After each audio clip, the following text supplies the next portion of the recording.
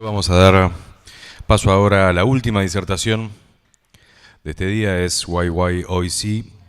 No tiene por qué ser un problema, aunque a veces lo es. Internet industrial de las cosas no tiene por qué ser un problema, aunque a veces lo es. Vamos a convocar a Claudio Caracciolo, él es el Chief Security Ambassador de 11path. Hola, buenas tardes.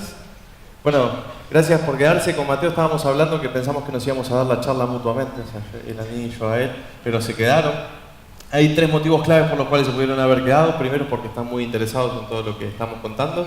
Segundo, es porque están sentados y están muy cómodos y no se quieren ir. Y tercero, es que no quieren volver a sus casas. Así que por cualquiera de los tres motivos, gracias por quedarse. Y vamos a charlar un poquitito sobre IoT, que en realidad fueron charlando durante varias de las charlas que fueron pasando previos, fueron mencionando algunas cuestiones, así que vamos a tratar de no repetir mucho sobre eso. Un detalle no menor, voy a tomar los botones, un detalle no menor es que en la agenda figuraba como IOC, ¿no?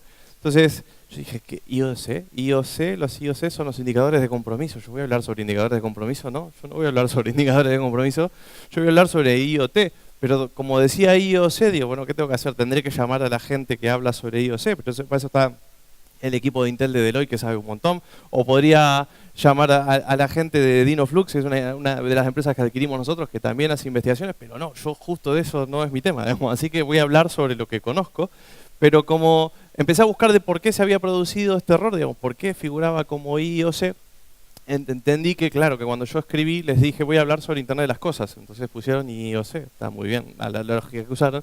Así que al fin y al cabo decidí que esta charla no funciona esto así, voy a hablar sobre Industrial Internet of Cosas, digamos, ¿sí?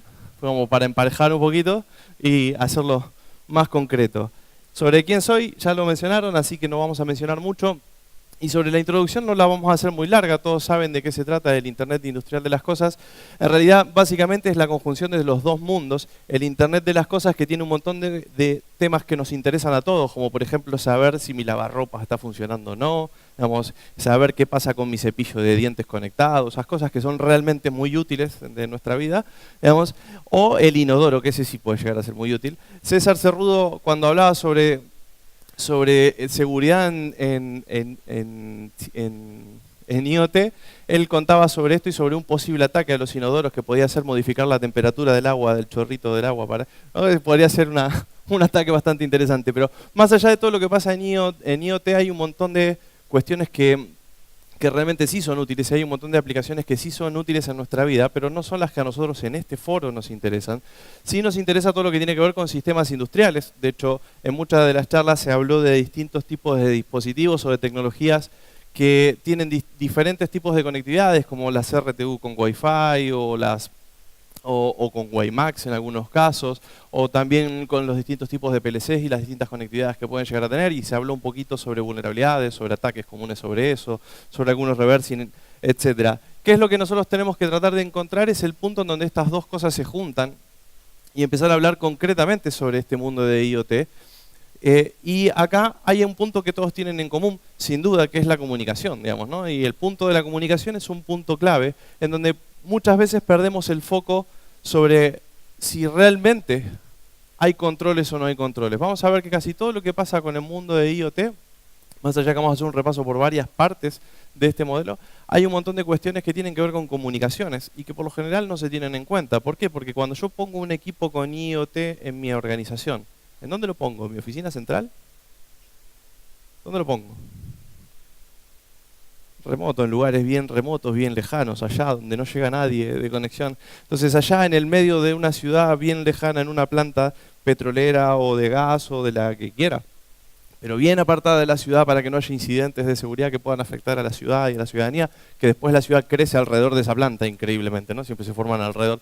Pero no importa, yo la alejo a la ciudad y en ese lugar, ¿qué es lo que pasa? Voy a poner un dispositivo con IoT porque ahí le voy a mandar comunicaciones. Claro, no hay una sola antena de telefonía en esa zona, entonces no tengo comunicación.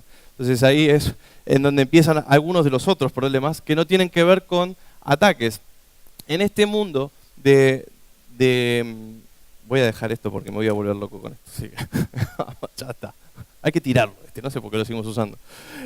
En este mundo del IoT, yo traté de ir averiguando un poquito el tema de las estadísticas. Los que me conocen saben que no soy muy amigo de las estadísticas, digamos así, tan públicas, de los informes, pero me pareció interesante ver qué tan metido estaba el mundo de IoT en el mercado. Y en una de las fuentes, que ahí abajo no se nota bien, pero que está, dice que en el mercado actual esa es la cantidad de adopción de la industria 4.0, depende del tipo de industria, es bastante del tipo de negocio. Es bastante interesante porque los porcentajes por lo general son menores al 50%, es decir que no están tan metidos dentro del sector, pero sí hay una incursión dentro del sector. Lo que me llama mucho la atención es que dice que dentro de 5 años todos van a andar alrededor del 70%, que yo no sé cómo hacen esas mediciones, realmente no lo entiendo, porque es como ser futurista, de repente sale algo nuevo y esos 5 años pasaron mañana, o sea, van a ser mañana, tengo un montón de equipos nuevos dentro de mi red. De hecho, en el mundo de IoT, no de IoT, sino de IoT tradicional, antes no nos imaginábamos que podíamos tener tantos dispositivos conectados en nuestra casa, digamos, y ahora de golpe los empezamos a tener. De golpe nuestro auto tiene un montón de conexiones a internet que antes no tenía. No sé si alguna vez se les dio por escanear, bueno, está bien, yo soy uno de los locos, pero no, a ver, el auto si alguna vez se suben a un auto que tiene conexión remota, que tiene wifi y demás, si alguna vez intentan hacer un sniffing de tráfico, hacer un mainnet y capturar el tráfico de eso, van a ver que hay un montón de conexiones que no tienen sentido para nuestra comunicación, para nuestra visión. Y si yo no estoy haciendo nada, ¿por qué se comunica? ¿Qué está mandando? Si yo no le estoy mandando ninguna petición, ¿por qué manda? Bueno, pero eso está y no lo podemos negar. Y esas inclusiones son un poco difíciles de hablar en tiempo. Está claro que las empresas lo ven como algo que va a pasar. De hecho, ahí tenemos algunas de las que están acá, digamos, en donde se las menciona y están apostando fuertemente a esta industria de 4.0. Pero ¿dónde lo vemos concretamente? ¿En qué tipo de tecnologías lo vemos concretamente? Una tecnología donde o un diagrama donde lo vemos normalmente es en lo que se conoce como Smart Cities. ¿Escucharon hablar de esa terminología? Seguramente. De hecho, seguramente escucharon hablar de los Smart Meters, de Smart Grid, de todos estos conceptos multi-smart, digamos así. Pero este tipo de diagramas o este tipo de esquemas ya empiezan a aparecer en nuestras regiones. ¿Qué opinan?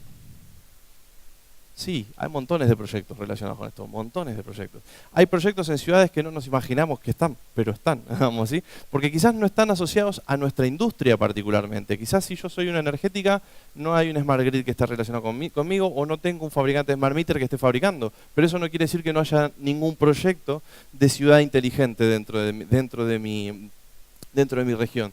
De hecho, esto es algo bastante curioso porque en Argentina mismo hay un montón de proyectos de ciudades inteligentes. Y lo interesante de esto es que cuando uno empieza a analizar y empieza a mirar desde qué lado se tiene que tomar la seguridad en cuenta, la gente se pierde un poco, digamos, la gente que no está en nuestro mundo, obviamente, la gente que no se dedica a esto, se pierde un poco y no entiende por dónde tiene que arrancar. Y yo siempre digo lo mismo, si IoT lo tomamos como una caja. En esa caja tenemos algunas cuestiones que tenemos que meter sí o sí. Obviamente tenemos que meter todo lo que es Smart Industry, digamos, ¿no? Toda la parte de tecnología en sí misma. Pero a su vez hay una parte que es fundamental, que antiguamente todas las telcos llamaban M2M o Machine to Machine, que es básicamente un equipo con un chip conectándose contra otro equipo. O sea, es simplemente eso, digamos, ¿no? Después atrás de eso hay un montón de lógica más, pero básicamente el concepto de Machine to Machine es eso. El IoT no es más que empaquetar todo esto y darle forma en un ambiente industrial. Pero si yo me sigo aislando y empiezo a mirar cómo tengo que trabajar sobre esto, ¿qué cosas tiene sí o sí un ambiente de este estilo? Tiene conectividad, claramente. Tiene servicios, claramente. Tiene interoperabilidad con otros dispositivos, con otras tecnologías dentro de mi ambiente. Y por sobre todas las cosas tiene personas. ¿Es muy distinto al resto de las cosas que vemos a diario? No. Porque nos tenemos que encerrar en la tecnología exclusivamente, en el protocolo, y no podemos mirar un poquito más desde arriba las cosas. Si nosotros tenemos esto, ¿qué tenemos que aplicar? Controles.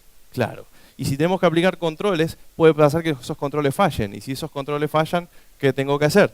Tengo que poder manejar un incidente. Si conceptualmente empiezo a trabajar desde esa punta, desde esa óptica, todos los proyectos de Smart City serían mucho más seguros de lo que son ahora, ¿sí? De lo que se está trabajando ahora. ¿Por qué?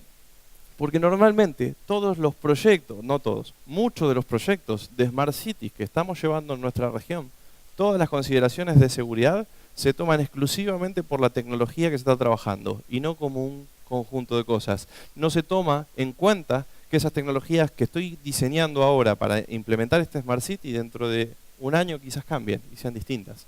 Porque el cambio dentro de las Smart Cities no es el mismo cambio que en las redes de operaciones. El mundo de IoT es muy diferente al mundo de OT en sí mismo. Porque el mundo de OT sabemos que cuando yo tengo que comprar equipamiento y armar un proyecto, estoy comprando equipamiento, estoy comprando un sistema para cambiarlo dentro de 15 años, dentro de 20 años, ¿sí? A largo plazo. Que no es lo que pasa en Haití. En Haití la amortización es de 3 años, más o menos, 3, 5 años, depende de lo que esté comprando, ¿no? Pero en OT estoy hablando de 15 años, 20 años, algunos de por vida, que va a quedar y se va a morir ahí, digamos así. Pero en el mundo del IoT esto no va a ser así. En el mundo del IoT incluso va a ser más rápido que en Haití. Va a cambiar mucho más rápido que en Haití, porque esto cambia todo el tiempo. Y de hecho, si lo analizamos desde otra óptica, sabemos que los dispositivos no están hechos para durar. ¿Sí? Entonces se van a romper mucho más rápido. Entonces tenemos que tratar de independizarnos y manejarlo como cajas. De hecho, uno de los temas que más se puso de moda en este último tiempo tiene que ver con algo que se llama fog computing. ¿Escucharon hablar sobre el término? ¿Sí? ¿No? Fog como humo, por eso neblina, por eso está esa foto tan linda. ¿De qué se trata? Es una terminología que introdujo Cisco al mercado en particular, pero que se adoptó dentro de la comunidad como algo que es interesante y se empezó a utilizar en montones de foros independientemente de la marca, digamos, ¿no? ¿De qué se trata esto? Es tratar de procesar la información de los dispositivos de IoT o de IoT no en la nube, sino en cada punto de conexión previo a llegar a la nube. Es decir, que todos los equipos procesen la información y manden la información ya procesada a la nube, y en la nube tengo el dashboard con todo lo que necesito mirar. Y tengo decisiones más rápidas. De hecho, acá tienen un diagrama bastante sencillo en donde veo cómo todo el raw data de este lado, que no tiene fog, llega hasta arriba todo. En cambio, del otro lado hay un nodo de fog que es el que concentra, el que procesa la información y me manda solo la información necesaria y procesada hacia arriba. Y todo lo que tenga que resolver hacia abajo lo resuelve él. Lo resuelve él y lo procesa y lo ejecuta hacia abajo. Pero lo que necesita mandar hacia arriba es solo pequeñas porciones de información. De esa manera ahorro espacio en la nube, ahorro tiempo de procesamiento y sobre todo ahorro ancho de banda en mis comunicaciones, que en nuestro caso es fundamental. ¿Sí? Es decir, que por ejemplo, si yo estoy hablando de plantas de vuelta que están lejos de la ciudad, en donde tengo poca señal de comunicaciones para poder comunicarme o para poder transmitir información, yo no puedo meter un applet de Java ahí a tratar de mandar información y mandar un montón de JSONs de un lado a otro, porque no va a morir, se va a morir. O sea, claramente no va a funcionar eso. O sea, voy a tener latencias que no van a funcionar, y además sabemos que todo eso en nuestro mercado, que es en el mercado de OT, eso tiene impactos graves, digamos, ¿no? O sea, yo no puedo agregar mucha latencia, yo necesito procesar en tiempos rápidos. ¿Para qué se hizo FOG? Para procesamiento en tiempo rápido. ¿Se pensó para OT? No, pero sirve un montón para OT. Digamos, ¿sí? De hecho, es un modelo que se aconseja bastante trabajar. Voy más abajo ahora, vamos a ir un poquito más atrás. Si yo tengo que mirar cómo empieza todo este modelo o cómo empieza a trabajarse desde el mundo del IoT o desde el IoT, tengo que empezar a mirar desde la parte de los procesadores. ¿Cuáles son los procesadores o quiénes fueron los primeros que desarrollaron procesadores para trabajar sobre esto? El primero que empezó a trabajar en la miniaturización fuera de los procesadores Atom fue ARM, que empezó a sacar una serie de procesadores que llamaban Cortex o de micros que llamaban Cortex, en donde el más conocido es el A, porque vienen casi todos los celulares. ¿Sí? La mayoría de los celulares que nosotros tenemos tienen procesadores ARM Cortex A. Pero Cortex A no es el único tipo de micro que sacó ARM, sino que sacó dos series más. Uno que se llama M y otro que se llama R. El M es más para equipos más pegados al usuario, más el cepillo de dientes. Así, no se me ocurre ninguno. Y los R son para los discos, por ejemplo, o para dispositivos que necesitan un sistema embebido. Los discos me refiero, por ejemplo, a esos Western Union que yo conecto a internet y los puedo controlar desde cualquier lado. Ese tipo de discos, ese tipo de tecnología. Ese tipo de tecnología es la que se utiliza en IoT. O sea, muchos de los equipos que nosotros compramos IoT tienen procesadores Cortex R. Y ustedes me están diciendo, ¿por qué me está explicando todo esto? ¿Qué voy a aprender de todo esto? No sé, pero lo tenía que poner. Vamos, ¿sí? ¿Por qué en particular lo de Cortex-R? Porque no sé si escucharon hablar de una vulnerabilidad que era de Intel o que se asoció mucho a Intel, que hablaba sobre Meltre y Spectrum. Gracias. ¿Sí? Esa vulnerabilidad afectaba a estos procesadores, a los Cortex-R. ¿Cuántos de ustedes, o de los que tengan dispositivos industriales de IoT, saben eso? Ni idea.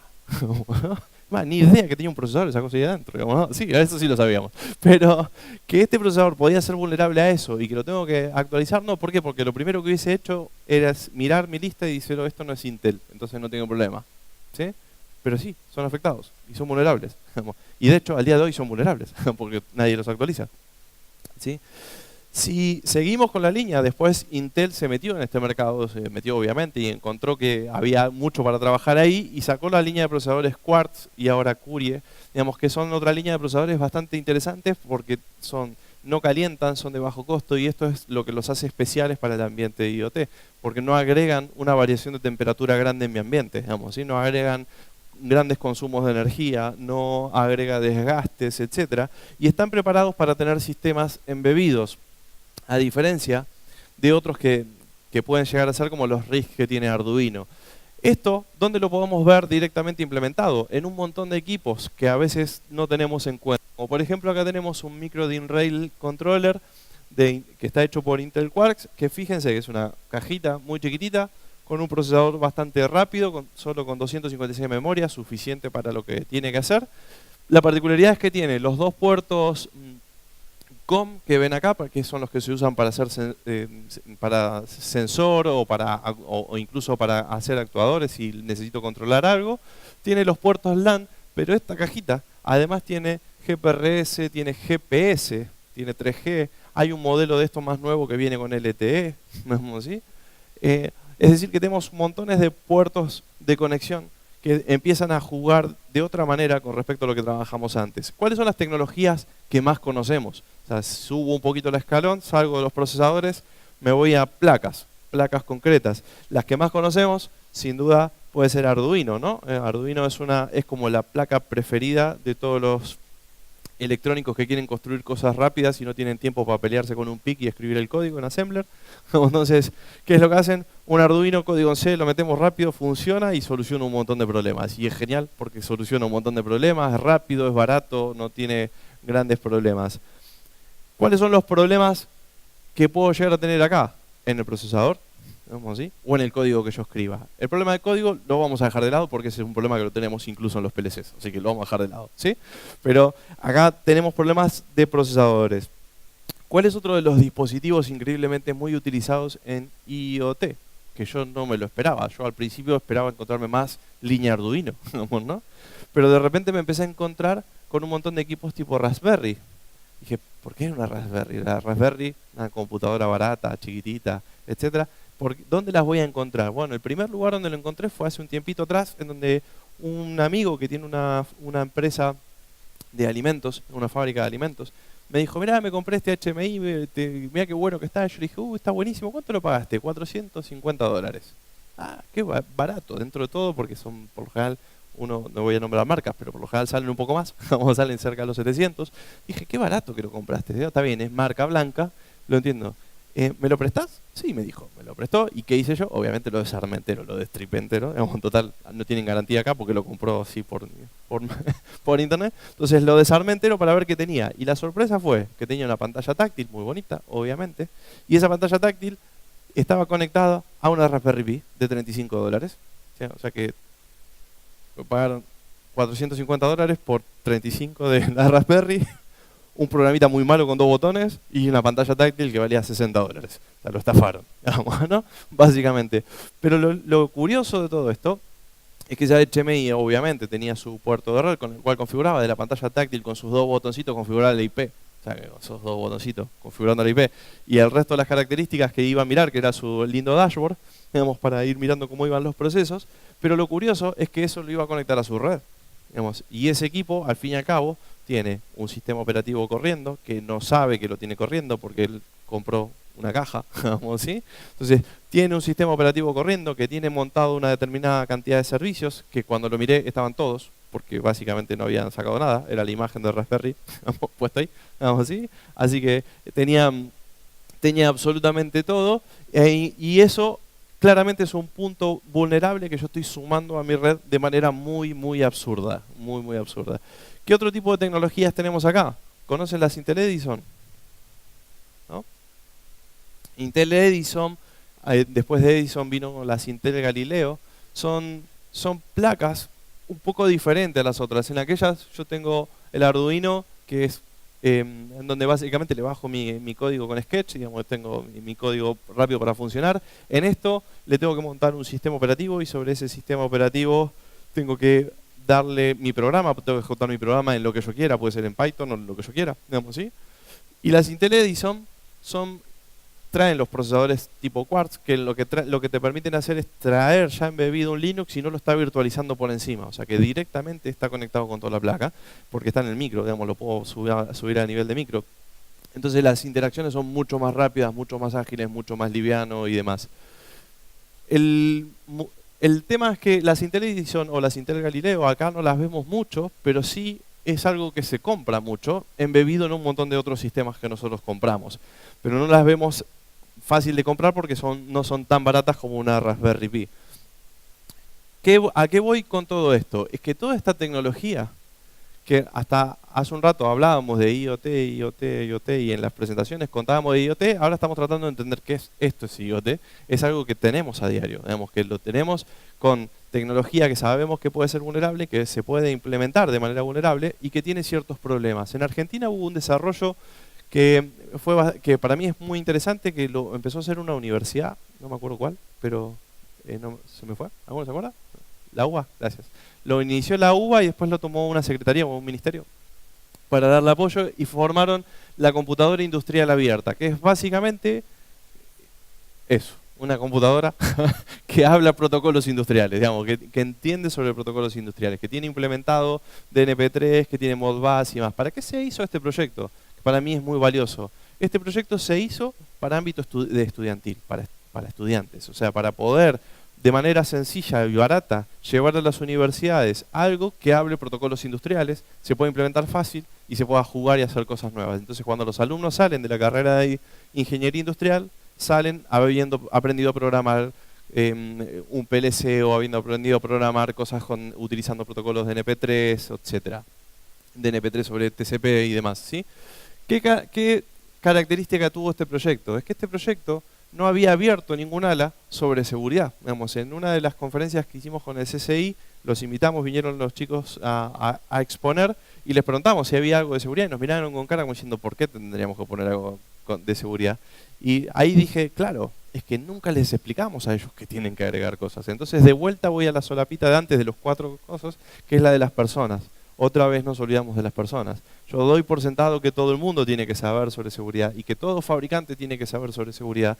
Entonces vengo y me siento con el que fabrica un HMI y lo insulto porque no le puso seguridad. Pero si nunca le pedí nada de seguridad. Y ahí está nuestro problema. Es que nosotros no pedimos cosas de seguridad. Nosotros no ponemos requerimientos de seguridad. O nuestros requerimientos siguen siendo muy bajos. Yo prefiero poner muchos requerimientos y que me den menos a no poner requerimientos para que me den alguno, digamos, ¿sí?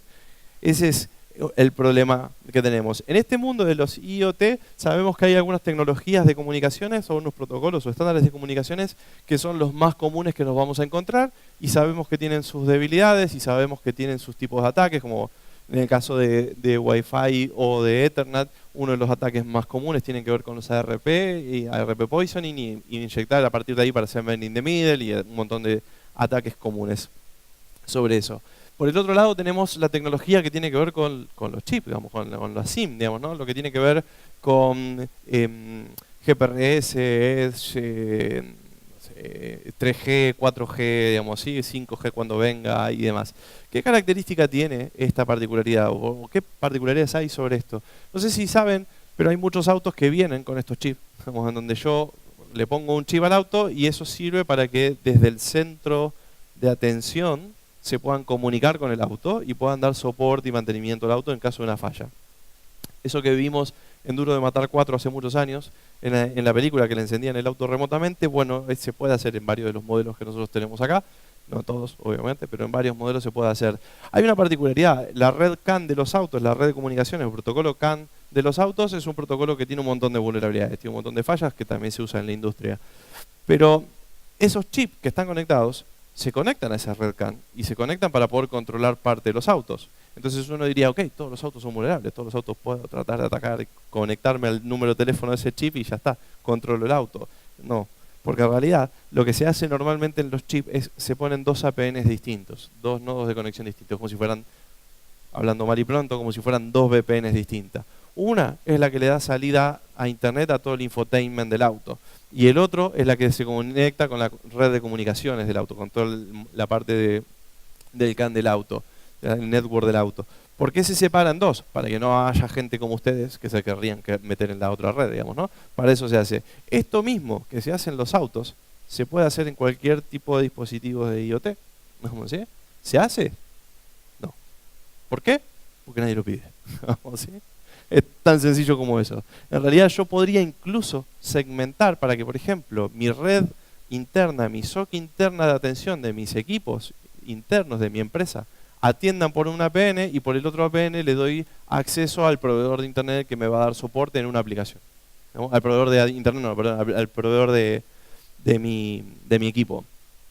Dentro de esto hay montones de otros protocolos que ayer incluso los chicos de KPMG me nombraban, como en el caso de Zigbee o Z-Wave y demás, que esto es muy base son estándares muy base o protocolos muy bases del mundo de IoT.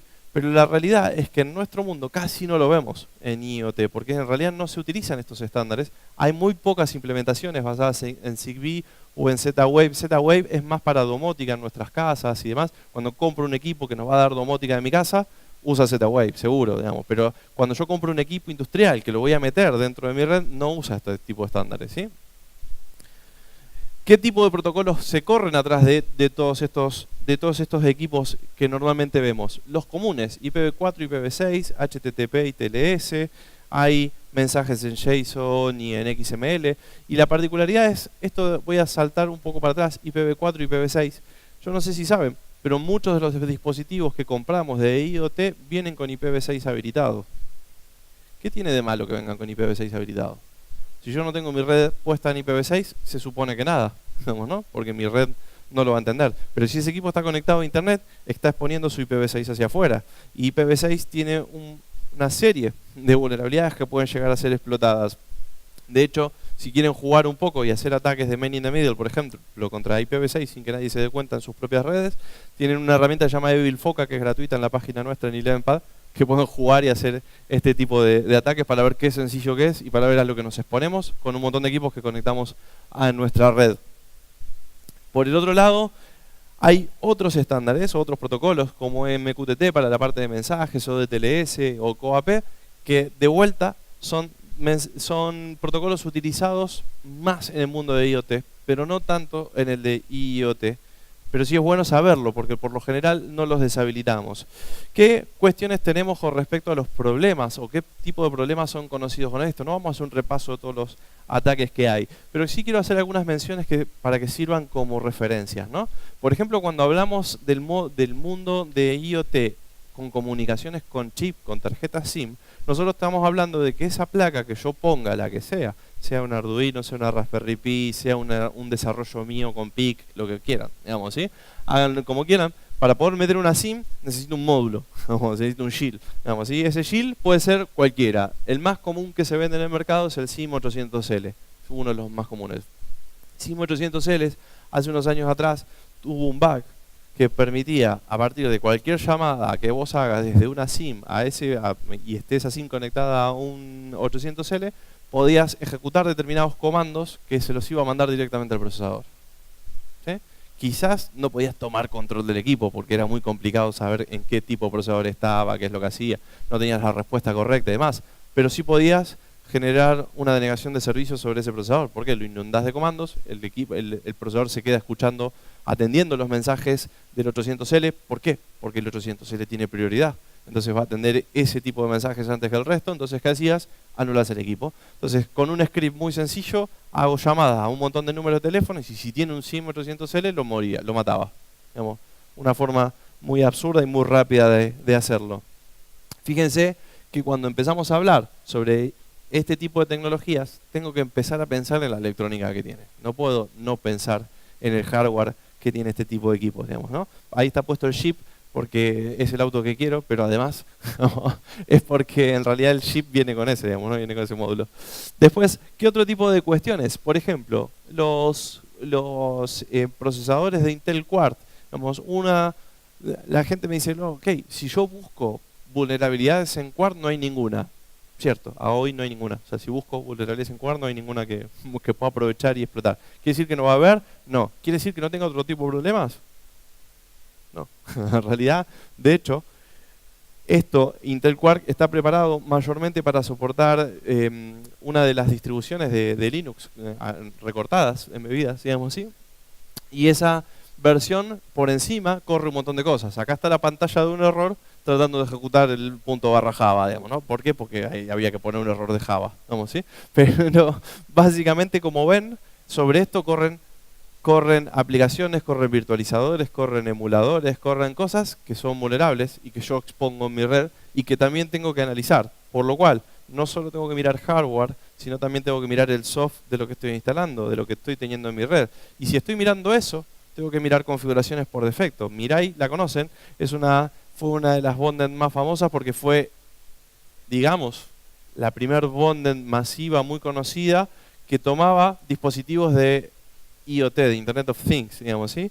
Pero sin embargo, todos los tipos de dispositivos que tomaban, ¿de qué estilo eran? Eran bien hogareños, eran cámaras, eran televisores, digamos, eran cosas muy sencillas con claves por default. ¿Pero por qué pongo este ejemplo? Porque Mirai, la bondnet que se construyó, alguien liberó el código de esa bondnet y lo puso en GitHub.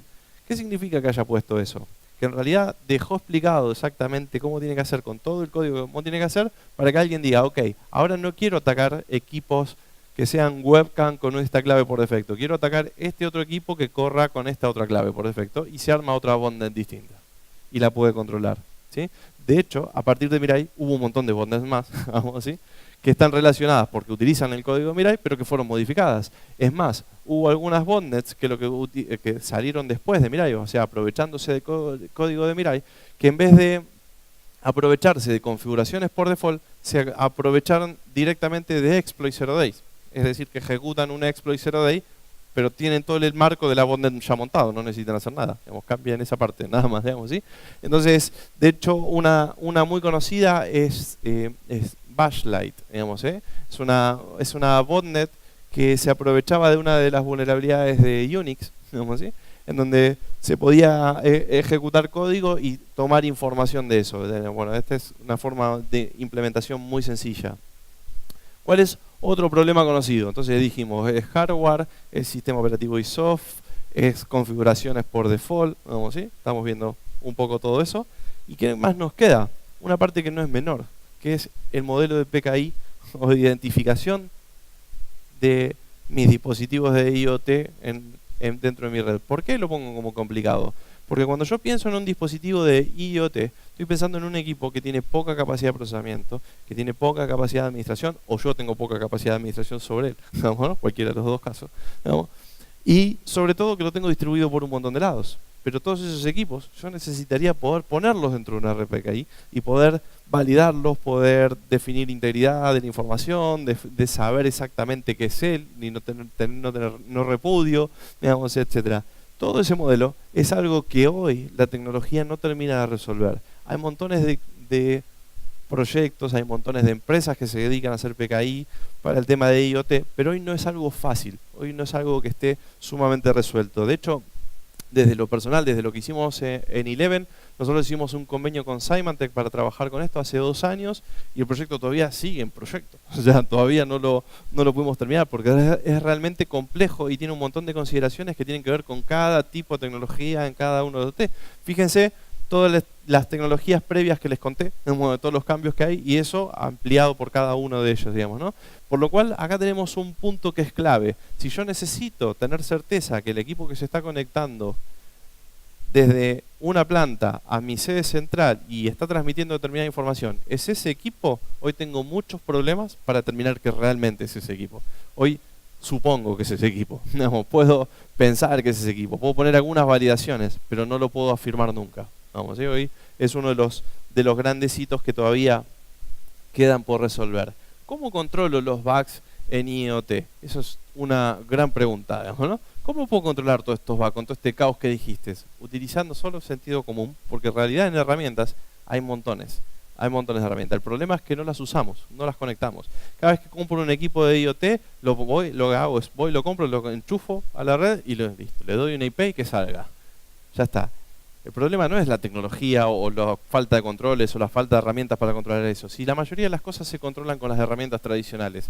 Si yo estoy conectando un equipo de IoT por Ethernet o por Wi-Fi, digamos, y uno de los ataques más comunes es el ARP spoofing o el ARP poisoning, digamos, ¿no? ¿Tengo en el dispositivo de IoT la capacidad de prevenir que le hagan? No, no tengo porque no tengo capacidad de procesamiento para eso, ¿sí? Hay muy pocos equipos de IoT que me permitan poner reglas para controlar eso. Pero en los equipos de comunicaciones que tengo en la red sí lo puedo prevenir. Vamos. Y si no lo pongo es ¿por qué? Porque no tuve ganas de ponerlo, simplemente porque fui apurado, lo saqué de la caja y lo conecté. Vamos, ¿sí? Pero la realidad es que tecnológicamente lo tengo resuelto hace años, hace muchos años lo tengo resuelto. El problema es que ignoramos los pasos. Siempre es el mismo problema. En IoT el problema es que nosotros salteamos las barreras, nosotros mismos salteamos las barreras por probar, por hacer pruebas y demás. De hecho, el HMI que les conté que desarmé, que desensamblé, no les conté un detalle, pero ese HMI estaba backdooreado, ¿sí? En la pantalla táctil estaba backdooreado. Increíble. En la pantalla táctil tenía un backdoor de hardware, ¿sí? Esto es, ¿qué es lo que terminamos haciendo nosotros? Es compramos tecnología, no la revisamos y la conectamos a nuestra red. Crítica o no. Después me puede interesar si está backdooreado o no. Por ejemplo, a mi amigo cuando le dije, che, esto está backdooreado, me dijo, ¿qué es eso?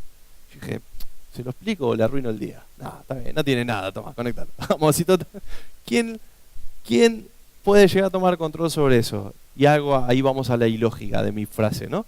Porque en realidad vuelvo años hacia atrás. En una charla que tuve con un colega, un compañero de trabajo en España, un día nos pusimos a charlar y nos pusimos a plantear un escenario muy extraño, que era, ¿qué pasa si un gobierno quisiera tomar todos los celulares de todas las personas que están en ese país para utilizarlos en una ciberguerra como procesamiento, como procesadores?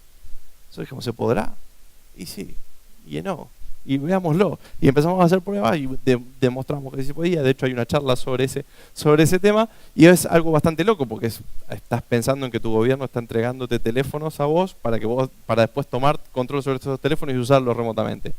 Bueno, ¿por qué no? ¿Por qué este equipo que yo le estoy dando a mi amigo no podría estar preparado para eso? Y que desde Argentina estemos atacando un país que no queremos y esa persona no se dé cuenta. ¿Por qué no se puede hacer eso? Sí se puede, tecnológicamente se puede. Y de hecho hay casos, digamos, ¿no? ¿Cómo controlo los bugs? Muchos me dicen, definamos estándares. Genial, hay que definir los estándares, pero hay que saber que los estándares no son suficientes. Que tengo que poner controles en la red, porque es IoT, está conectado. Si está conectado, hay controles que yo tengo que tener a nivel de los DNS. Yo tengo que saber a dónde se conecta, yo tengo que tener filtros de acciones. Tengo que tener el mayor control posible sobre las credenciales de ese equipo, de las aplicaciones que tengan esos equipos. Si tengo un SOC interno que atienda mi área de operaciones, esos equipos tienen que validar contra el SOC. Hay gente que me dice, de hecho lo dijimos acá, los equipos de IoT no tienen demasiado login. Es cierto, no tienen demasiado login, pero eso no quiere decir que no se pueda poner.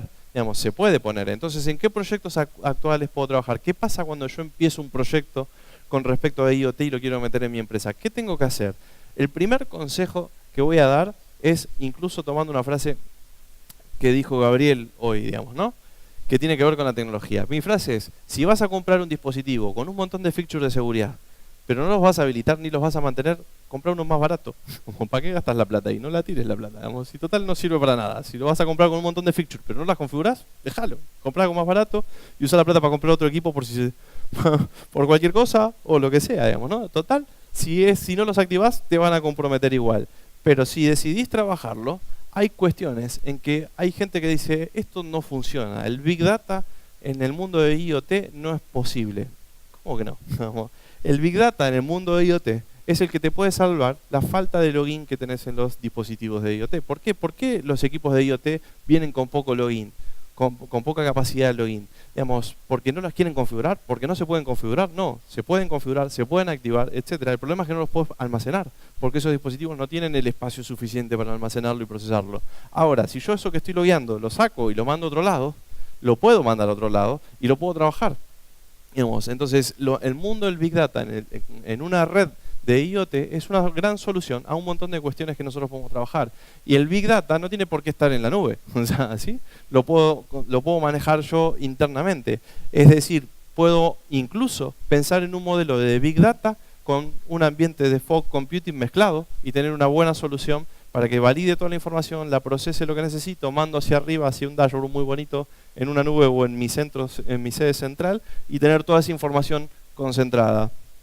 ¿Se puede trabajar? Sí. ¿Se puede aplicar Machine Learning? Claro. Ayer vi un tweet de alguien que dijo, estoy emocionado con el Machine Learning, qué bien que anda. Si llamo por teléfono a la noche a la operadora de mi compañía celular, la primera opción que me pone es, ¿quiere denunciar el robo del chip? Chico, eso no es Machine Learning. Eso es el programador que dijo, si llaman después de tal hora, es muy probable que le hayan robado el chip. No hay Machine Learning ahí, digamos, esto no es ciencia, digamos así. Pero el Machine Learning aplicado realmente a esto puede permitir hacer cosas muy interesantes, como por ejemplo la detección de anomalías. Y alguien me podría decir, ok, pero para eso existen los IDS. Sí, claro, los IDS funcionan para eso, pero el IDS no es Machine Learning.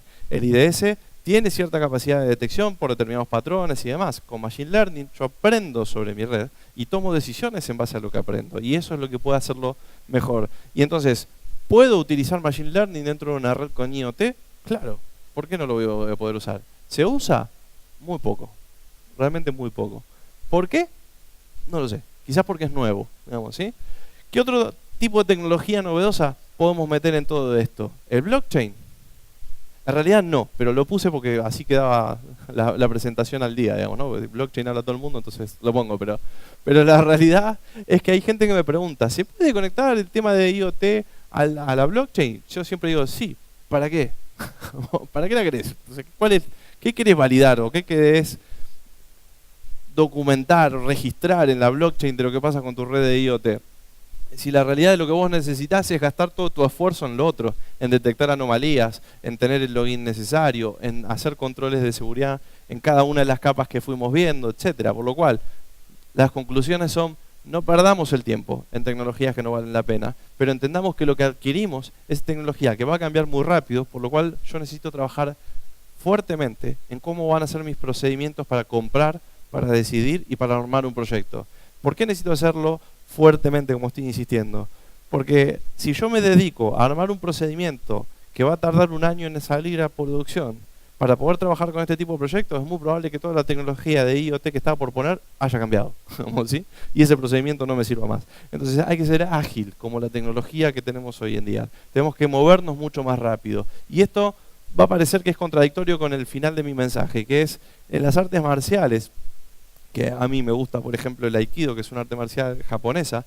En las artes marciales los japoneses tienen unas formas bastante extrañas de enseñanza, digamos, ¿no? Por ejemplo, cuando yo voy a entrenar y me dicen, vamos a entrenar una técnica de defensa. Esta técnica de defensa es bloqueo, ¿sí? Es levanta el brazo y un poco el pie para atrás para salir del eje del ataque, ¿ok?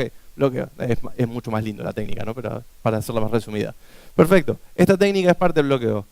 Esa técnica tenés que practicar 1 hora. Vos estás 1 hora.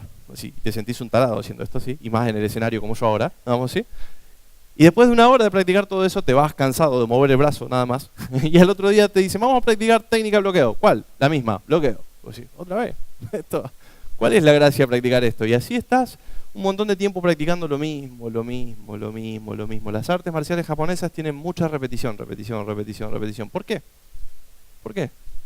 Porque buscan la memoria del cuerpo, la memoria de la acción, no el pensamiento. Uno cuando se defiende de una situación inesperada, no tiene tiempo de pensar, tengo que mover el brazo y dar un paso para atrás, porque para todo eso ya estoy en el suelo del golpe que me dieron, ¿sí? Lo que tiene que pasar es que mi cuerpo debería reaccionar solo ante un determinado estímulo, y eso es lo que genera la repetición. ¿Qué es lo que nosotros tenemos que hacer con el tema de el entrenamiento en seguridad en IoT? Es acostumbrarnos a reaccionar, independientemente de la tecnología. Saber que cuando uno aprende a moverse y se adiestra de manera continua, empieza a ganar perfeccionamiento. ¿Y cómo es eso de adiestrarse de manera continua? Es no perder el tiempo en megaproyectos sin sentido. Digamos, hay que resolver problemas concretos. Para eso se inventó el IoT. El IoT no se generó para resolver un gran caos dentro de nuestra industria. Se resolvió para resolver que quiero prender el lavarropa cuando estoy en mi casa, cuando no estoy en mi casa, o quiero prender la cafetera cuando estoy llegando a casa. O sea, es una tontera lo que estoy resolviendo, pero lo tiene que resolver. Si yo todo mi megaproyecto de seguridad sale de ese contexto, pierdo tiempo. Entonces, ¿qué es lo que tengo que hacer? Es entender el contexto en donde lo estoy aplicando y definir procesos acordes para eso. ¿Para qué? Para acostumbrarme y aprender a caer mejor. Y hablaba recién Mateo sobre resiliencia, ¿no? ¿Y de qué se trata la resiliencia? Es de poder seguir. ¿Para qué en las artes marciales te enseñan a caer? Para no golpearte y poder seguir, digamos, ¿no? Esas caídas que parecen tan bonitas son solamente, no es que te estás tirando, sino que te tiran, pero te tiran y vos, como sabés caer, te podés volver a levantar. Si no, estarías en el suelo con el brazo quebrado o con el hombro salido del lugar, etcétera. Eso es lo que tenemos que aprender en nuestro mundo, aprender a manejar nuestros tiempos, aprender a manejar el tiempo de las tecnologías y aprender a saber que cada tecnología que metemos es una tecnología que hay que estudiar, que vamos a necesitar trabajar sobre esa tecnología, pero no podemos estar una vida dedicada a ella. Digamos, ¿sí? Así que bueno, muchas gracias.